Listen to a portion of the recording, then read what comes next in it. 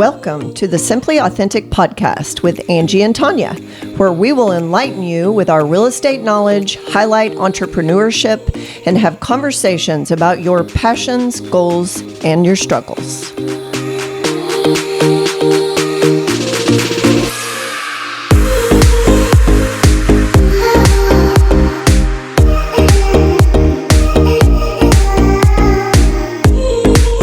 Welcome, and thank you for tuning in to the Simply Authentic podcast. We're glad you're joining us today. We all have seasons of life, and in this episode, we'll explore these seasons. Some occur naturally, while others are forced upon us. We age, we grow out of things, and we grow into things. People leave us, disappoint us, love us, and inspire us, which can all lead to change.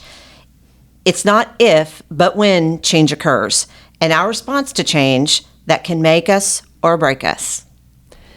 Pivot, reimagine, evolve, transition. So, Angie, those are just a few words that describe pivot. So if you were to pick a word that describes pivot for you, so it could be a feeling, it could be an action, what comes to mind immediately? I get a sick feeling in my stomach when I hear the word pivot. Okay. It has a negative connotation to me. So fear. A little bit of fear. Okay. I much prefer the word evolve means something different to me. Agree. Because I feel like that to me means growth and understanding and just moving through life. More of a change. Yeah.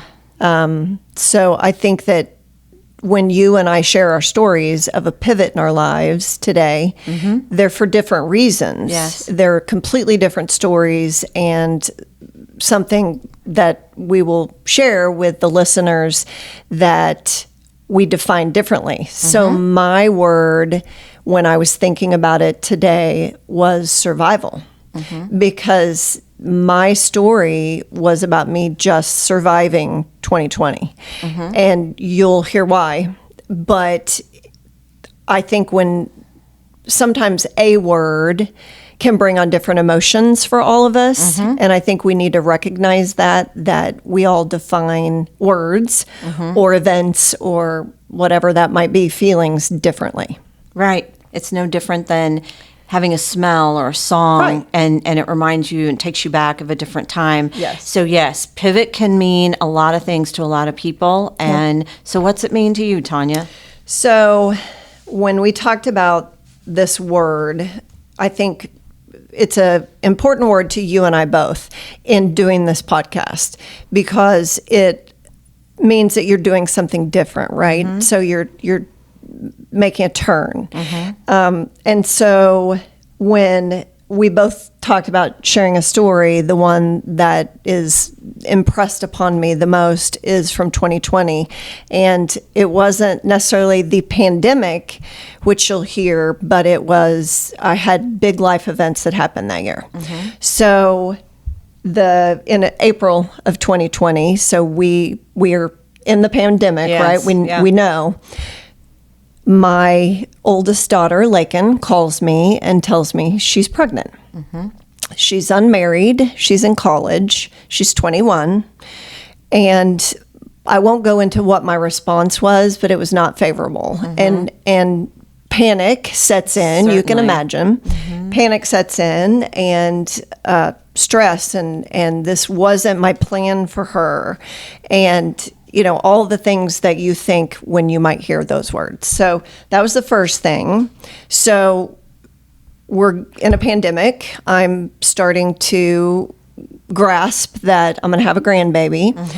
And I feel like I'm too young to have a grandbaby at that time, right? So it turns out you're not.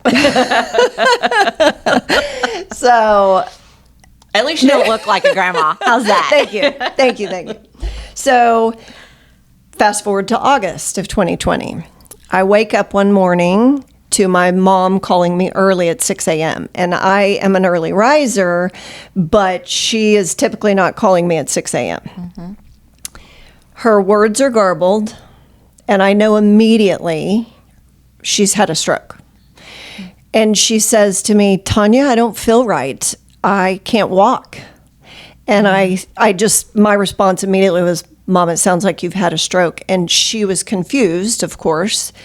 So I throw my clothes on, I go down there, and at the time she lived just down the street from me. So it took me a couple minutes to get down there, and we get in the car, and she's still able to walk at that point. Affected her left side, so that side had to be supported, but she could walk. I rush her up to Mercy and drive her up to the emergency room. And I don't know if any of you listeners went to any healthcare or hospital or anything like that. And when we were in the thick of the pandemics and still trying to figure stuff out, I couldn't go in with her. So here's my mom who's having a stroke or has had a stroke, and I'm wheeling her up to the door, and I have to leave her. So I can't, I immediately know I can't advocate for her. She was very confused on the way to the hospital. And so I just, talk about that gut feeling. Oh, yeah. I knew, I felt completely helpless and had no idea what was going to happen next. So for 24 hours, a few hours would go by, I'd call up there. A few hours would go by, I'd call up there. I knew they had done an MRI, and the responses I would get were appropriate. That we're running some tests. We're so on and so forth. I go to bed that night, and still we're still waiting on the results to come back, and the emergency rooms were packed, right? And they couldn't handle the load, because of the sickness, right? So we're in a pandemic. Not only you can't go in and support your family member, but there's lots and lots of sick people. Mm-hmm. So I go to bed and wake up the next morning around the same time. And I immediately call my mom, and she answered, and her voice is more garbled. So now we're 24 hours in further. And I said, Mom, what's happening? And she said, I've been laying in this bed all night, and I'm still laying here, and they've not told me anything. So I said, can you get your button and click for the nurse to come? Mm-hmm. And she said, yes, it's right here. So and the other thing she said was, I can't feel my left side. Oh. So she clicks the button, and I said, now put me on speaker. So I wait a few minutes, and the nurse comes in, and I lost my mind. I am screaming and yelling and throwing all kinds of cuss words out. Mm-hmm. Like, I can't be there to advocate for her, and you all are not doing the job. She, and I'm 24 hours later, I dropped her off yesterday at this time, and her voice is worse. She can't feel her left arm. Well, when I said that, she can't feel her left side, it was like immediately somebody thought this was serious.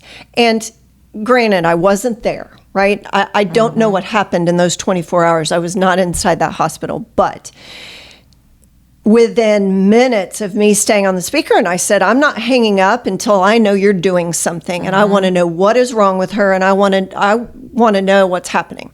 Right. Doctor comes in immediately and says, your mom has had a stroke, blah, blah, blah. We are admitting her, and we will start the protocol of whatever that was. So she had spent the entire night not even in a hospital room. She was still in an emergency room. Just on a stretcher. Wow. So scary enough when you can be there and see it. Exactly. But to not even be able to be there and know gosh. Exactly what's going on. Exactly. And trying to see it from her eyes. You've got somebody who it was very healthy. My mom was walking 2 miles a day up to this point and was, living alone and has always managed, her entire life by herself. She's not married, so she took care of everything at her house herself and just very independent. Mm-hmm. And she's laying on this bed thinking, oh, I can't, I'm confused and now my left side doesn't work and I can't move my arm and I can't move my leg. And just, you can imagine, I can only imagine what she was feeling. As desperate as I felt for my situation, I can't imagine what she felt. So she was at the hospital for 72 hours. And of course, once she was admitted, then they let us come in.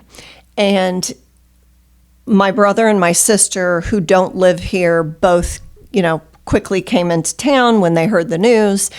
And so we were all able to, one at a time, go up and see her and be with her now and at least comfort her. And one of the side effects from her stroke was she couldn't stop crying. And my mom's not a crier. So that was very uncharacteristic for my mother. And so everyone is starting to grasp this, that this is a major health event. And none of us have any idea what the future looks like. So she was in Mercy for about 72 hours and got transferred to Mercy's rehab hospital.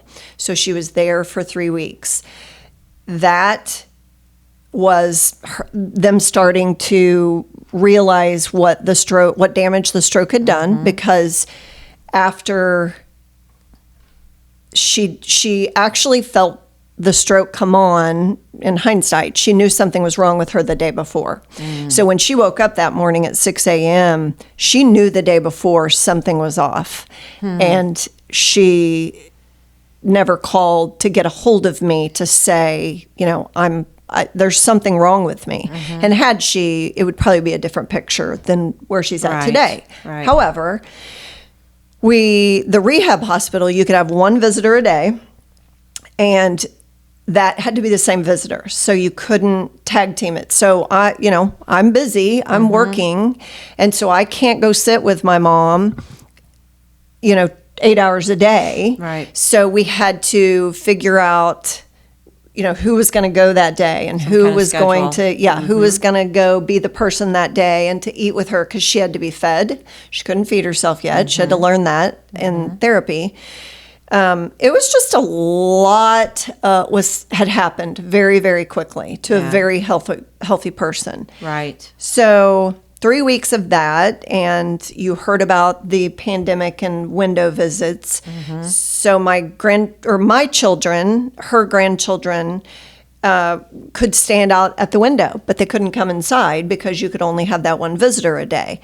And thank goodness for family and friends stepping in, which I'll talk a little bit more about that here in a minute. But they, those who love my mom and know her the best were stepping in to take those shifts. And then if they couldn't come, they were outside the window, calling her, and they could talk to her from outside the window. So there was someone there. There was someone there, yeah. So we want, in a situation like this, any situation when your family is in the hospital or has had some sort of an event medically, you want to be there. You want to comfort them. Absolutely. And so that made this 10 times harder. So she was there for 3 weeks, had a really great experience there.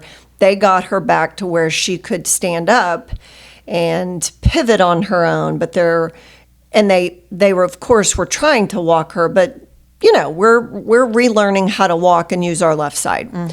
So then she goes to another facility after those 3 weeks, and I am learning entirely too much about Medicare and healthcare over 65. And I know entirely too much about it. However, I will say, until you experience something like this, you have no idea. You have no idea how difficult it is to get answers, to have, and one of the things that I continued to run into was I would be told one thing and then make another call and then call back and then make another call, and then I'd be told something different. And honestly, that continued to go on throughout this entire experience, where you really thought, am I losing my mind, or am I the only sane one here? And I keep hearing people tell me different stories and what her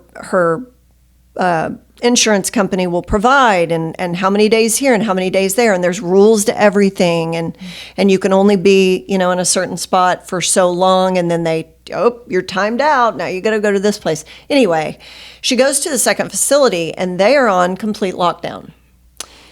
She was there for 21 days. No family member or anyone ever entered the building. We only had window visits and phone visits. She was quarantined to her room because she was a new patient for the first 10 days. So she couldn't leave her room to even go to therapy for 10 days. Wow. So the progress that she had made in 3 weeks at Mercy Rehab completely went out the window because she couldn't go down to the facility to have rehab. They had to bring the bicycle to her. They had to bring everything to her room. And no one could go in there to talk to them. And I won't mention the facility, but there was zero communication with me. And I am her POA because I'm the only one that lives here. And no one communicated with me what was going on. And what can I see through a window? Nothing. I don't know what's happening. And I didn't know this literally until I went to pick her up. So she was there 21 days, and in the meantime, I have already started that pivot, right? So the shock of all of this, and what's going to happen to my mom, and who's going to take care of her, and where is she going to go? Because Medicare only pays for so much, and then you got to go home, or you have to go to a nursing home. And I don't know, if any of the listeners out there, or if you, Angie, have ever had to make that decision, but I promise you it's not an easy one to make, that you either send them to a nursing home, and knowing what this experience has been like to this point, I knew she'd die there. I knew she would go there and sit in a chair or lay in her bed and die. Or I bring her home with me. So I am starting to get a room ready for her because there was no question. Of course I was going to bring her home with me.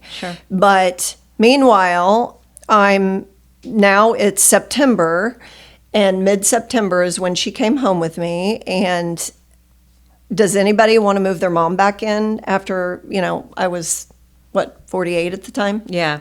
No, you don't. But that was the only choice. So I am preparing my house to move her back in with me. Work is busy. 2020 was a crazy real estate year. We had no idea that a pandemic would then cause the real estate market to do what it did and kind of start, the bubble that we've experienced the last 3 years. But so I've got a child who's pregnant, who has no idea what her future is. I am wondering if I'm going to have my mother in one room and a baby and my daughter in the other. Legit. That was, I'm trying to drink my way through this, right? Exactly. So I have just hired Madden. I had hired Madden in July because I'd lost my assistant at work. So I've got somebody to train. Madden wasn't licensed yet, so she had no idea. So I'm busy at work. I'm moving my mom in. I have no idea what Lakin's doing and what's going to happen with her baby. And I've got to move my work home. I've got to physically move my office home. Had to bring a big printer home because I can print like 3 pages and the ink runs out. So I had to legit move my office home because, again, I didn't know what that was going to look like. And I go to pick my mom up, and she stands up, the girls that brought her out, so I can't even go in, I just show up with a car, and they bring her out, and she can barely stand up.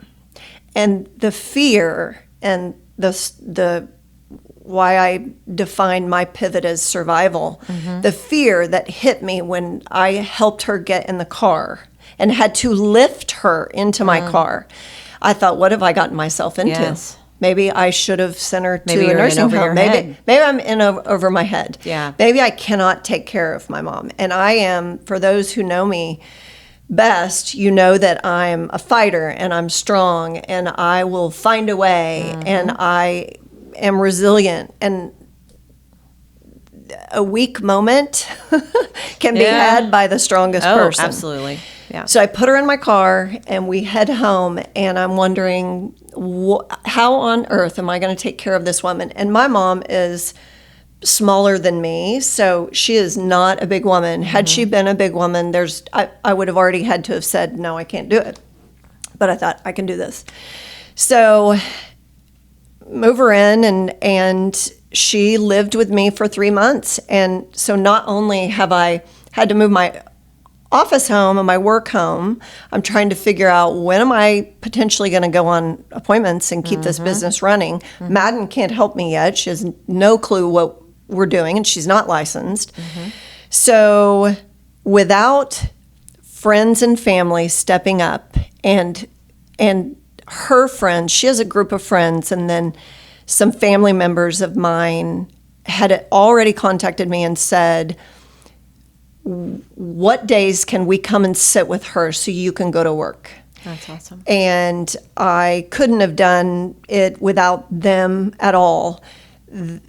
We had 3 therapies to set up every week. We could have 3 PTs, 2 OTs, and 2 speech. So there you've got 7 or 8 therapies happening a week. You got to schedule around all that. I'm trying to schedule working. When am I going to work in this? I've got to cook 3 meals a day. I've got a roommate who cannot cook for herself. Right. So I'm having to prepare meals. I had friends bringing dinners over and bringing meals, and Whitney, one of my besties, was there to help a lot, just to do stuff with my mom while I was trying to work for an hour or 2 at home. So talk about pivoting. The pandemic won't ever really mean anything to me as far as the actual pandemic, the definition of the pandemic. Right. As much as what happened with my mom and my daughter in that year, because I had to completely change course. And I'll mention that I had become an empty nester that year as well. So Lakin's already living out on her own. Madden graduated and had moved out, and I had a couple of months of being an empty nester and thought, oh, this is pretty fantastic. I can do what I want when I want. And the universe said, we'll show her. And I just, my world was completely flipped upside down. Yeah. But you know what? After all of that, I want to report on my mom today. So we're in 2023, and she's had 3 full years after that she lives alone. Her left arm never came back. Her left leg has to wear a brace, but she can walk. She lives in a wheelchair most of the time because it's safe, because if somebody is not there with her when she walks, it's very dangerous. She has 2 ladies come in a couple times each week to help take care of her and help prepare meals and take her to the grocery store. And so she lives a full life now. It's just different. It's a different full. What's different? And yes, and my life, because I'm the child that lives here and had to take care of everything, I'm hoping that when she passes away, there's a huge lump sum of money that goes to me instead of my siblings. And I'm okay that they hear that. But seriously, I mean, they have no idea. They have no clue what I have been through. Yeah. And they come in on a weekend and they help with her for a couple of days, and they get to go back to their lives. Yeah. So, there was a little resentment there of I'm the only one here to take care of this, and I have to still help her a lot. I have to go take her to her doctor's appointments, and I just set up 16 physical therapy appointments for her yesterday, and I have to take her to all of those. So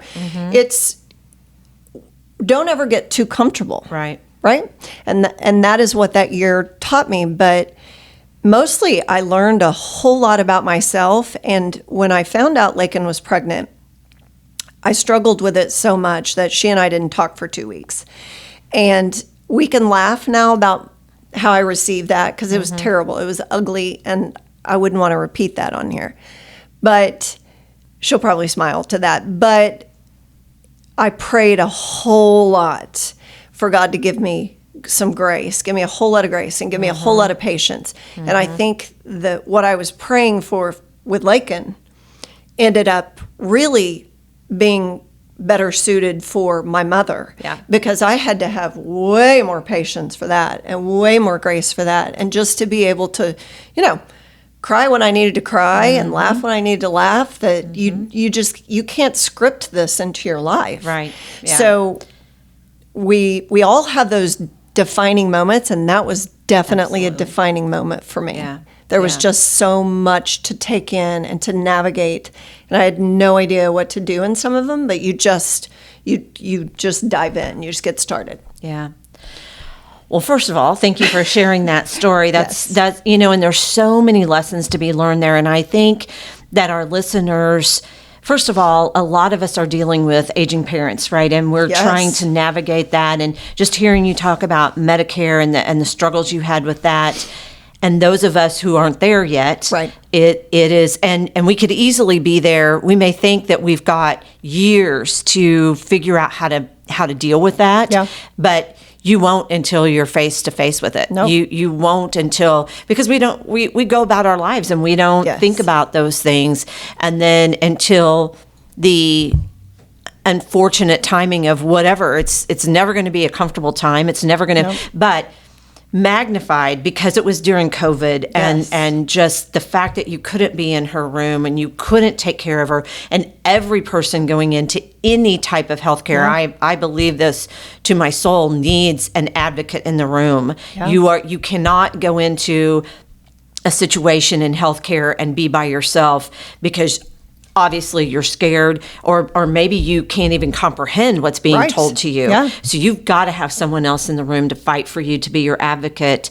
And all of those things combined and happening during 2020 just magnified the impact of that. Yeah.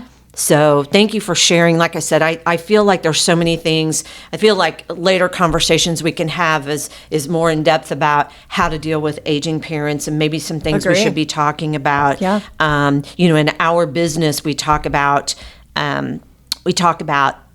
the estate and the estate planning. Yes. We talk about things like that, but we don't talk about the other ramifications, healthcare and that kind of thing. And that's not something we're experts in. No. But we can certainly get somebody who is an expert to come and talk to us. Absolutely. And I think just touching on that for 1 minute, we don't know when we're going to have to pivot. So we don't know when these huge life events are going to happen. But many of the clients we work with at every age, and I know you'll agree with that, they've not thought about what happens when I die. And they've not prepared a will or a trust, and they don't have anything lined up for their kids. And in this situation with my mom, she had already been through all of that and had everything lined up so that I didn't then have to scramble to get a POA on her, because, what if we hadn't had that in place? And she can't speak on her own behalf, at least make a good decision, and doesn't have anybody already signed up to be that person in that event, and also her medical directives. And so she had already had all that set up. So we deal with that with houses a lot, and we're not really talking about healthcare or medical directive, but many, many people have not thought about putting their house and their assets into a trust or lining out how that looks. So that is something that we definitely need to get into in a future episode. Right. So as we think about COVID, I mean, obviously you had a dramatic year. We all had to do some pivoting during that 2020 year, and we all had to figure out different ways to do things, from business to our families, starting to work from home. that year alone could take up a whole episode. But, Absolutely. I think we just wanted to focus today in terms of 2020 on the pivoting that we did. Obviously, like I said, yours was dramatic and it had more to do with family. And the rest of us had to look at, if you were the leader of your organization, how are you going to continue to do business? There was a question, by the way, if realtors would be considered essential. Yeah. I hate that word, but that's what it was. Yeah. We didn't know in the beginning if we would be able to do work and continue making a living. So I remember that, we shut down in March. We were shut down for maybe 6 weeks, and I can't tell you, my people were so ready to come back to the office. Same. We are Mine were a too. social group. Generally speaking, realtors are social, and they wanted to get back into the office and do work. And thankfully, we were considered essential and we could continue. And as you alluded to, then the bubble began. We had no idea that we were going to be as busy, as dim as things looked in March. Right. By the end of that year, completely different. Completely. And I think that anybody that really was in the real estate market in 2020 and up to this point, they experienced a different kind of home selling. And it changed a lot of home sellers of how they presented their house. And you couldn't go into a lot of homes and No show open them. houses, no Exactly. walkthroughs, visual only. Sight unseen sight offers unseen, started. all and those things. Not that is a new concept for us, but it became the concept for us. Right. And so there were so many things in COVID in our business that changed the way we practice. We had new forms that you had to sign that you weren't going to hold somebody responsible if you went and looked at a house and maybe ended up with COVID the next day. You wouldn't hold them responsible, and just crazy stuff like that. So I think we as a society, and then you can further delineate that into realtors and bankers and all the other jobs in this world. All industries. Yes, that we had to learn a different way. And we learned a lot, although there's not a lot of positive reflections probably that happened over COVID. Right. I think at the end of it, when we got to come out and when we got to do business as usual, we were all grateful for business as usual, right? So it, if anything, hopefully it made us more grateful. I know there was a lot of loss and a lot of really sick people, and I don't want to take away from that at all. But after we all who are still here picked back up and moved on into the next season of our business or life, we had a little more thankful in us, hopefully, and maybe we learned a new way to work and to love and to be around one another and just cherishing those moments. I know it taught a lot of that to me and my friends. Of gosh, when you can't see somebody for months and months and months, you really appreciate the first time you get to go out to dinner with them. Just the simple things. So let's go into what your story of pivot would mean and what it was for you, Angie. So I know they're two totally different stories, but such is the word, it lends itself to that. Absolutely. I said in the beginning that some pivots are forced on you and some are just a part of life. It's just an evolution of life. And the one reason I wanted to talk about this particular story when it comes to pivot is I have a lot of young women in my life, nieces, friends, kids, that kind of thing. And they're all wondering what they want to do with their life. And I just want to tell them that you don't have to know. You're not supposed to have it all figured out. Right. You can't. No, you can't. So I'm going to take you way back to when I was on the farm, and I was a big fish in a little pond. Okay. I did everything in high school. I had it all figured out. I'm going to do this, and then I'm going to do this, and my life is going to be grand. And my life is grand, but it's grand in a different way. Yes. So I had to couple of pivots happened between the time I was 17 and 22-ish, let's say, because I was a very good softball player, and I thought that I would go somewhere and play softball potentially. Okay. But there was some fear there. Was I good enough? Right. Needing the validation that I was good enough. And at the end of my junior year, I went and visited an aunt in Dallas. She was living just outside of Dallas. And there was a school there, the Fashion and Arts Institute in Dallas. Okay. And I got a visit there. So we went to visit, and all of a sudden, things were going to go in a different direction. Right. I didn't care so much about softball anymore. I loved the school. I was headed to Dallas as soon as I graduated, and my aunt and uncle lived there, so I didn't feel as uncomfortable about going to Dallas because they were living there. Yep, family there. My aunt, this particular aunt, was somebody that I was very close to and grew up with, and so I was looking forward to that whole adventure. Sure. Sounds fun to me. Yeah, it was. It was going to be really great. Yeah. But along about, I guess it was maybe halfway through my senior year, my uncle got transferred to, I think it was McAllen, Texas. He had to go all the way to the southern end of Texas. And it kind of blew up my train of thought and what I was going to do, blew up my plans. Yeah.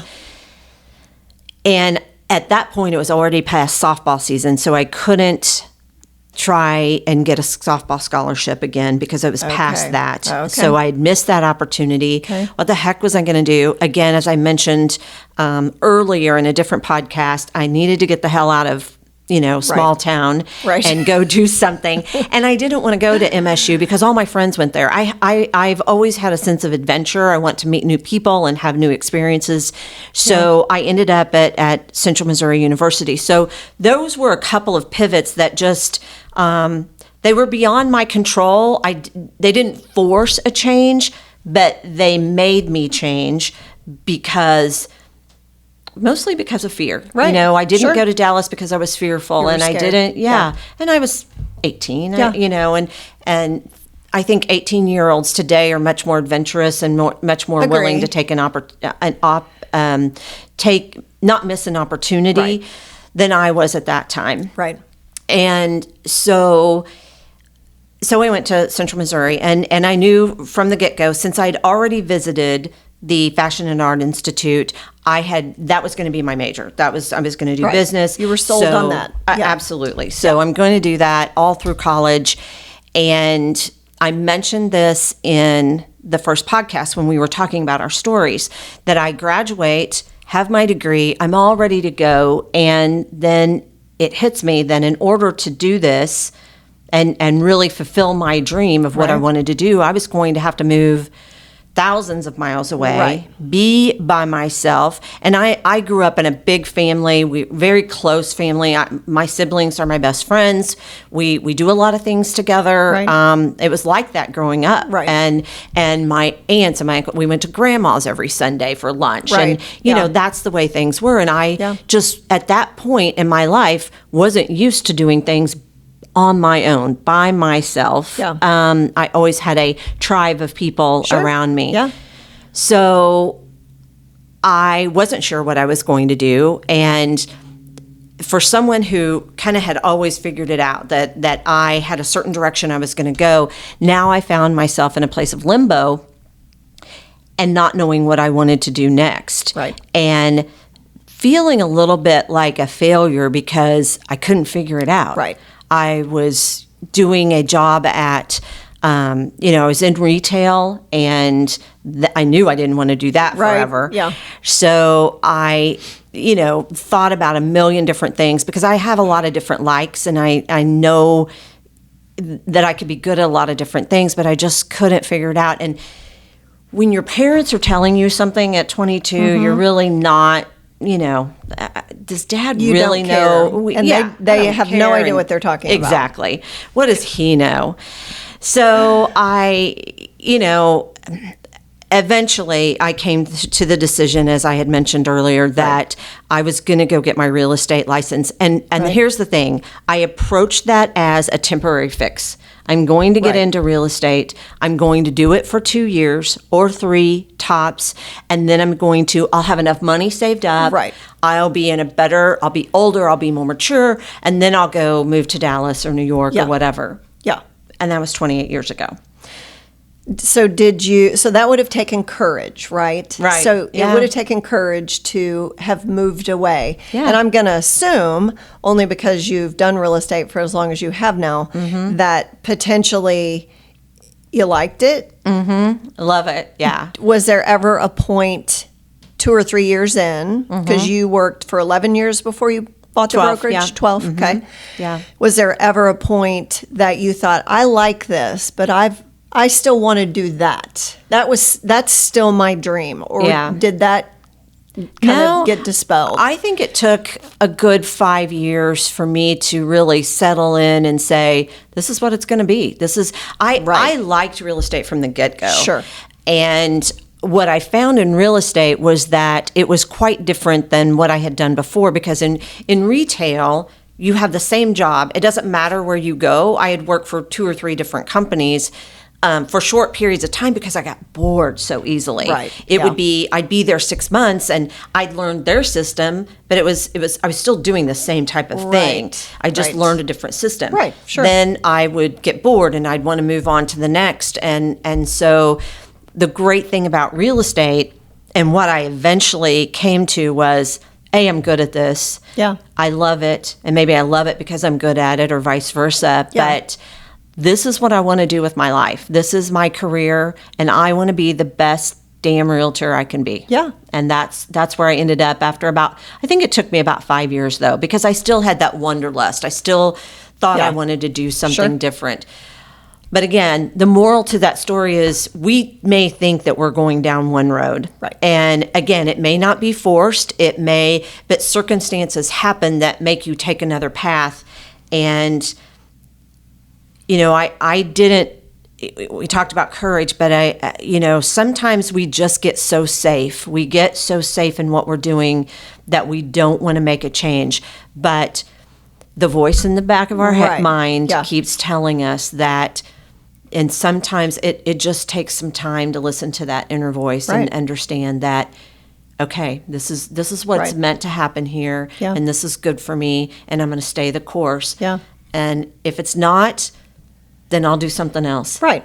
And don't you think that when you're in the thick of that, I can say this now at my age, at 22, we don't know. Right. But when you've made that choice, you've got your license, you're working it, you like it, you're seeing some success, that the dreams that you once had just look a little differently, right? Yeah. Because now you're getting comfortable and you're having success. And I think that often when we've pivoted and made a turn towards something different, or we're trying something different in our lives, kind of like this podcast, that you start to see a little bit of success and you are now seeing signs that you're on the right path. Right. So the little nudge is kind of just a little like, okay, I think this is where I'm supposed to be. And maybe then you get a little more comfortable in your choice and you're proud of it. You can wear it on your sleeve. Right. Yeah. And I think that the other thing that we have to remember is, just because you're going down a road, I had said in an earlier podcast that I was being groomed to take over. Right.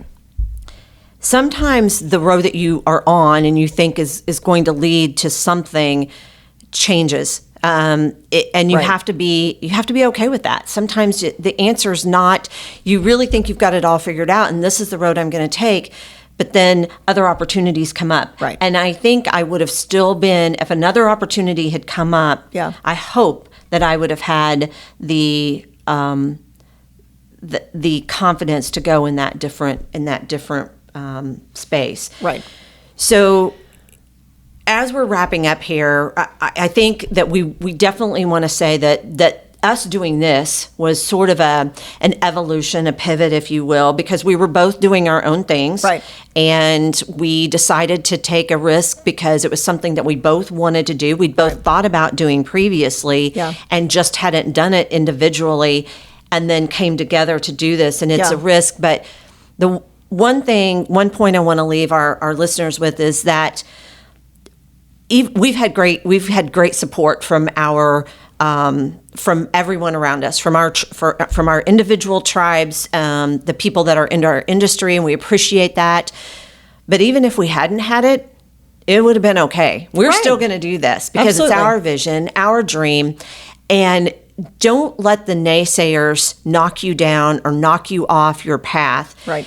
Continue to dream your dream, because you can't expect them to understand your dream because it's yours. Right. It's your vision. And you feel vulnerable. You and I both are very vulnerable right now because, of course, there's fear with change and with stepping out and doing something new. But we're confident enough that we have enough to say, and we want to hear what people in the community have to say as well, other entrepreneurs and business owners. And so I think the pivot is, it doesn't always have to be the stroke that happened and the unplanned pregnancy. And by the way, I have 2 grandbabies now. It's the best thing that's ever happened to me.